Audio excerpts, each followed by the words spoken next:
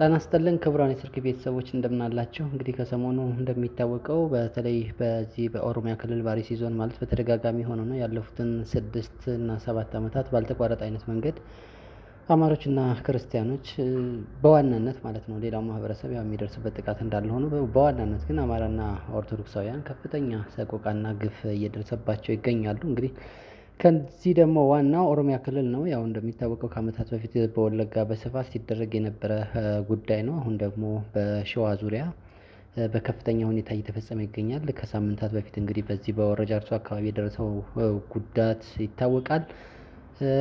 ከወራት በፊትም እንደዚሁ ኦሮሚያ ክልል በአርሲ በምስራቅ አርሲ ዞን ሸርካ አካባቢ እየተፈጸመ የነበረው ሁኔታ ይታወቃል። ከሰሞኑ ደግሞ በጣም በጸና ሁኔታ በከፍተኛ ሁኔታ በጣም በሚያስደነግጥ አይነት መንገድ እንደዛው ዘግናኝ ጭፍጨፋ ተፈጽሟል። በዚህ ዘግናኝ ጭፍጨፋ በጣም በርካቶች የህይወት መስዋዕትነት ከፍለዋል። እንግዲህ ምንም በማያውቁ ምንም ባልታጠቁ ምንም አይነት ራሳቸውን መከላከል የሚችሉበት ነገር በሌላቸው አካላት ላይ ነው ይህ ጥቃት እየደረሰ ያለው።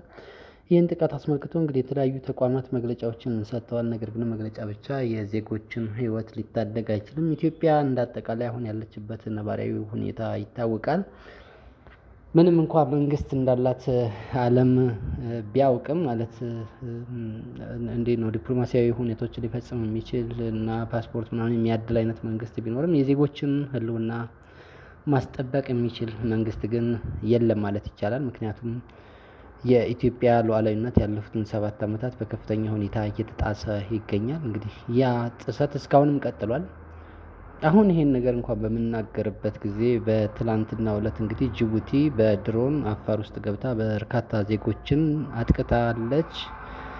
የህይወት መስዋዕትነትም አስከፍላለች። የሱዳን የውጭ ጉዳይ ሚኒስቴር በትላንትናው ዕለት ባወጣው መግለጫ ኢትዮጵያ የሀሚቲ ቡድንን እየደገፈች ነው፣ ከኢትዮጵያ የተነሱ ድሮኖች እያጠቁኝ ነው፣ ስለዚህ ኢትዮጵያ ጥንቃቄ ማድረግ አለባት፣ ካለበለዚያ ሉዓላዊነታችንን ለማስከበር ስንል ማንኛቸውንም አይነት ጥቃት ልናደርስ እንችላለን ሲል አስጠንቅቋል። እንግዲህ በዛ ላይ ደግሞ ገብቶ የያዘው ግዛት ይታወቃል። ደቡብ ሱዳን እንግዲህ አንድ ሙሉ ወረዳ ከኢትዮጵያ ከነ ዋና ከተማው ወስዳ እያስተዳደረች ትገኛለች። 3-4 ዓመት እየሆናት ነው። እንግዲህ የማዕድን ቦታዎችን በአጠቃላይ ተቆጣጥራለች። የኤርትራ ጉዳይም የሚታወቅ ነው። እንግዲህ ዙሪያውን ኬንያ ነበረች የቀረችው። ኬንያንም ቢሆን ባለፈው ዓመት አካባቢ በግብዣ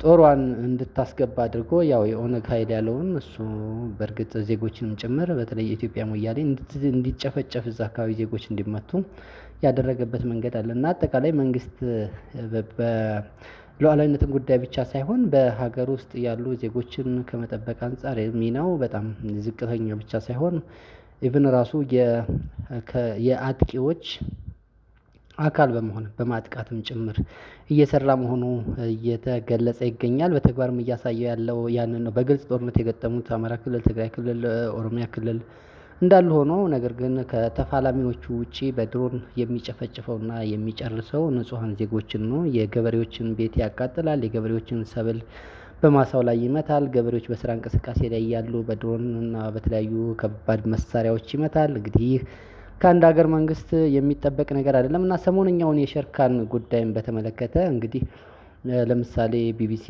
ከተጎጂዎች ጋር እና ከአካባቢው አስተዳደር ጋር ባደረገው ቃለ መጠይቅ መሰረት የደረሰው ነገር ምንድን ነው የሚለውን በስፋት ዳሰውታል። ከ5 ከሚሆኑ የአካባቢው ነዋሪዎች ወይም ተጎጂዎች ጋር ቢቢሲ ቆይታ አድርጓል። ከዛም ውጪ ከአስተዳደሩ ጋር ቆይታ አድርጓል።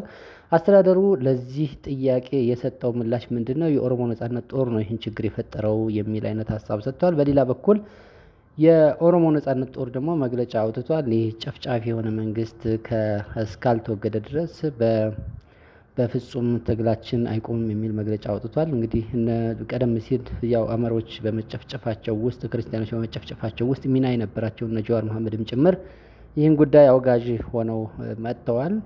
የሆነ ሆኖ እዛ አካባቢ የተፈጸመው ነገር ምንድን ነው የሚለውን በትክክል ሊገልጽ የሚችል የድምጽ መረጃዎችን ይዘን ቀርበናል። ተከታተሉት ዘንድ ጋብዘናቸዋል። ችግሩ በ19 ነው 19 ከቀኑ 10 ሰዓት አካባቢ ቀድሞ እንግዲህ ይሄ ግድያ የሚከናወነው በአብዛት ምሽት ላይ ነው። ሰው ተደራጅቶ ምሽት ይጠብቃል። ራሳቸውን ከሚጠብቁ አካባቢዎች አንዱ ነው ይሄ አካባቢ ጃዊ ዋጩ የሚባለው ቀበሌ። በወረዳው ማነው? ሸርካ ወረዳው ሽርካ በሶስት አቅጣጫ ነው የገቡ የተባለ እና ያገኙትን ሁሉ ገለው ያው 21 ሰው ገለዋል። በነጋታው እንግዲህ ከየአቅጣጫው ተሰብስቦ ያው ሬሳቸው ተነስቶ አንዱ በጅምላ በዛ ቤተክርስቲያን ተቀብሯል። በ19 ከቀኑ 9 ሰዓት ሳናስበው ፍስስ አሉብን። ከዚያም በኋላ ያው የሆነውን አላርገው 21 ሰው በጥይት ጨርሰው ፈለገውን ነገር አድርገው ገቡ። በማግስቱ እንደገና ያንን 21 ሰው በአንድ ቦታ ቀበር። 21 ሰዎች የተገደሉት መኖሪያ ቤታቸው ውስጥ እያሉ ነው? መንገድ ላይ ነው ወይስ እንዴት ነው? ባገኙበት በቤታቸው ቦታ ባገኙበት ብቻ በመም ነው። ከዚያም በኋላ ያው እነኛን ጨረሱ። ያንን እንደገና በማግስቱ ያው አስከሬን ለቅመን ከየሜዳው ላይ ለቅመን ያገኘነው 21 ሰው በአንድ ጉድጓድ ታጠቅልለን ቀበር። የሚያውቋቸው የሞቱ ሰዎች አሉ? የእርስዎ ቤተሰብ ዘመድ የሆኑ? የባለቤት አጎቶች በሙሉ አልቀዋል። ይሄ ነው በሙሉ ወገኔ ነው እኮ ያለቀው። ምን ነግረውታል። እንደው ከሞቱት መካከል ሴቶችና ህጻናቶች ይገኙበታል? አሮጊቶች 80 ዓመት አሉ፣ ህጻናቶች አሉ። ኦርቶዶክስ ሆኖ መገኘት ብቻ ነው የሚፈለገው። ትንሽና ትልቅ አይልም ጦርነቱ። በመጀመሪያው ቀን ስንት ሰዎች ነው የሞቱት? በ19ና በመጀመሪያው 21 ቀጥሎ 8 ሰዎች በድምሩ 29 ሰዎች ይሆናሉ። ዛሬ ደግሞ ቂጆለሚ የሚባለው ቀበሌ ያው ሁለት የሰባና የ72 ዓመት ወንድማማች አዛውንት ቂጆለሚ የተባለው ቀበሌ ተገለዋል። አሁን ስርዓተ ቀብራቸው በጋላባ ገብረክርስቶስ። እነዚህ ሰዎች እንዴት ነው የተገደሉት? ቤታቸው ውስጥ እያሉ ነው? እንዴት ነው? እንደው ባገኙበት ነው የገደሏቸው። በመንገድ ላይ በቤተክርስቲያን ግቢ የተለያየ ቦታ ባገኙበት ነው የገደሏቸው። የተጎዱ ሰዎች ሳሉ እንደው በሶስቱ ጥቃቶች? አዎ የተጎዱ ብዙ ሰዎች አሉ። ወደ 8 ሰዎች ተገብተው ሆስፒታል ተኝተዋል። አንድ ካህን እና እጃቸው ተቆርጧል። የቀኝ እጃቸው ሆስፒታል ናቸው። ከዚያም ባለፈ ያው በማግስት እንደገና ተነስተው ልክ 9 ሰዓት ላይ መጥተው እኛ እንደምንጠብቃለን ዛለ መጥተው ፈሰሱብን። ቤተክርስቲያኑንም ሰብረው ገቡ።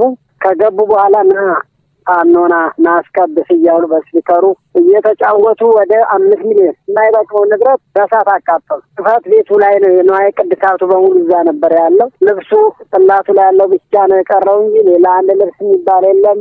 ጽሕፈት ቤት ቢያንስ እንደ 60 ኩንታል በርበሬ ወደ 5 ፎድ መጎናጸፊያ የተባለ አንድ ልብስ ጃንጥላ ነች። ትንሽ መንበር ነው የድሮ መንበር ነበር። ይሄ ሁሉ ነገር ያለበትን እንዳለ በመረሳ ወርጋው አቃጠሉ። ከዚያም ባለፈ አልፈው ተርፈው የቀበሌው አንደነን ከዳር ጀምረው የክርስቲያን ቤት የተባለውን በሙሉ በእሳት አቃጠሉ። ቤታችንን ፋዘርን መጥተው ከዛ ደግሞ ያው በመቀጠል ቤታችንን ንብረት እንዳለ አቃጠሉበት። አባት ምን አይነት ጉዳት ነው የደረሰባቸው? እግሩ ላይ ነው ያው በፋስ በስለት ፋስ ማለት ነው። ያው እኛ እንግዲህ እንጨት ነበር የምንቆርጥበት በዛ ፋስ ነው እግሩ ላይ የመቱት። ሌሎችስ የሞቱ ወይም ጉዳት የደረሰባቸው ሰዎች አሉ? አዎ ታች ገበያ አምባ በሚባል አካባቢ ላይ ያው 4 ሰዎች ሞተዋል። 1 እስላምና 3 ክርስቲያን እንደገና ደግሞ 1 ሚኒሻ በጥይት መጥቶ ያው ሕክምና ላይ ነው ያለው። ማን ናቸው ይሄንን ያደረጉት? ያው ሸኔ የሚባል ነው። እናንተ አካባቢ የእናንተ ቤት ብቻ ነው እንደዚህ አይነት ጥቃት የደረሰበት? አዎ ከኛ ማዶ ላይ ጭድ ምናምን አቃጠሉ እና 1 ክርስቲያን ቤት ተቃጠለ። ከዛ በመቀጠል ያው መጥተው የእኛን ቤት ነው ፋዘርን መጥተው ከዛ እንደገና በመጨመር ደግሞ ያው ቤቱን አቃጠሉ። ቤቱን ሲቃጠል ምንም አይነት ያው ብዙ እንስሳቶች እንደ በግ፣ ፍየል የመሳሰሉና ያው የተለያየ ዕቃ ንብረቶች ጨማሪ ደግሞ ያው አዝመራ አዝመራ ያው ቤት ውስጥ ነበረ። እሱ እንዳለ ነው የተቃጠለው። ምን ያህል ቤቶች ነው የተቃጠሉት? ይሄ ነው ማለት አልችልም። ገለባ ነሽ፣ ቤት ነሽ፣ እንደገና ሽማግሌዎችን አሮጊቶችን እሳት እየጨመሩ እዛው አብረው አቃጠሏቸው። በዚህ ቀን ምን ያህል ሰው ነው የተገደለው? የመጀመሪያው ቀን 21 ብለውኛል። በዚህኛውስ ቀን? በዚህኛው ቀን 8 ሰው ነው ከሰዓት ውስጥ የወጣው። እስካሁንም የተወሰዱ ብዙ ወገኖች አሉ። በጠላት እያሉ አሉ። የታገቱ ሰዎች አሉ? አሉ። ምን ያህል ሰዎች? 5 ሰዎች ተታገቱ አሉ። ከዚያም ባለፈ ቤተክርስቲያኑንም ትተን ሀገሩንም ትተን ወደ በሌላ ሰፈር ነው ያለነው። እህል እየተጋዘ ነው። እህልም ሲጋዝ በዛም በዛም እያሉ በጣም ጥቃት ያደረሰው አካል ማን ነው? እንግዲህ በአካባቢው የትርሱም የሚነሳ ሸኔ ተብሎ የሚጠራ አለ። ሸኔ ነው አይደለም የሚለውን ነገር ባለቤቱ ካልተናገረ ከመገመት ውጭ ይሄ ነው ብሎ መናገር አይቻልም። ዞሮ ዞሮ የታጠቀ አቅም ያለው አስቦበት የሚገድል ኃይል ነው። በተለይ ክርስትና እምነት ላይ አተኩሮ ክርስትና እምነት ተከታዮችን የሚያጠቃ ኃይል ነው። እንግዲህ አሁንም ግድያው ያተኮረው ያው ክርስቲያኖች ላይ ነው። የነበረውም ቤተክርስቲያን ነው። ቤተክርስቲያን ድረስ ገብቶ ነው እንግዲህ ያቃጠለው።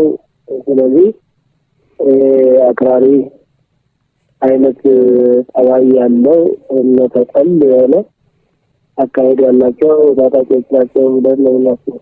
እናንተ አካባቢ ከዚህ በፊት ጥቃቱ ከመፈጸሙ በፊት ነበረ መከላከያ ሰራዊት ነበረው? ትንሽ ፖሊሶችና ሀገር ሰዎች ናቸው እንጂ ደህና ሰራዊት ነው እና ያለው መንከኛው ከገበሬው የማይሻል ነው ማለት ነው። በማግስቱ ሰራዊቱ ደረሰ። የክልሉ ፖሊስ ናቸው? አዎ የወጣ ከየቀበሌው ተዋጡት ያንዱን ቀበሌ ወደ አንዱ የተደራረጉ በቃ የዚህ ሀገር ናቸው። ኦሮሚያ ውስጥ ሰራዊት የለም። ስጋት ላይ ነው አሁን ያለ ነው። አሁን መጨረሻውን እንዴት እንደምናደርግ አናውቅም። እግዚአብሔርም ረስቶናል፣ መንግስትም ረስቶናል። ቢቢሲ ከአርሲ ዞን ባለስልጣናት ምላሽ ለማግኘት ያደረገው ተደጋጋሚ ጥረት አልተሳካም። በምርት ወረዳ ፈቀርሳ በተባለ ቀበሌ ባለፈው ማክሰኞ 4 ሰዎች የተገደሉ ሲሆን የወረዳው አስተዳዳሪ አቶ ከሊል ገና ጥቃቱን ለቢቢሲ አረጋግጠዋል።